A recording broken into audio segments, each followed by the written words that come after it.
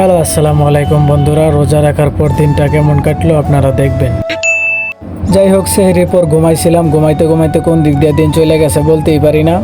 তো ওইটা দেখে 3টা বাজে গোসল টোসল করে ফ্রেশ হইলাম, একটু বাইরে যাব, তার জন্য বের হলাম বাইরে।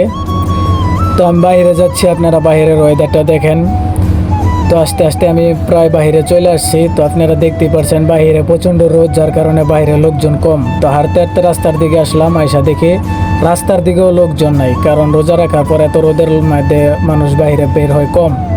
তো যাই হোক, হাঁটতে হাঁটতে ইফতারের সময় হয়ে যাচ্ছে। তো আমি আর আমার বন্ধু হাঁটতে হাঁটতে ইফতারের দোকানের দিকে চলে যাচ্ছি।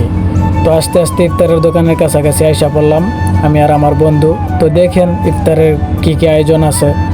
তো আমি দেখতেছি কি কি নেওয়া যায়। তো দেখতেছি আপনারাও দেখেন কি কি আইটেম আছে।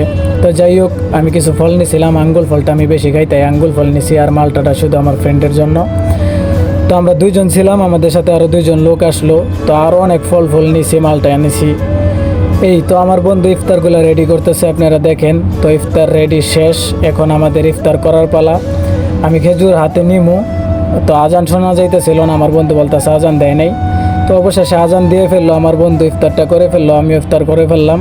তো আমার রোজা রাখার পর দিনটা কেমন কাটলো, ইফতারটা কেমন করলাম, আপনারা সবাই কমেন্ট বক্সে জানায় যাবেন।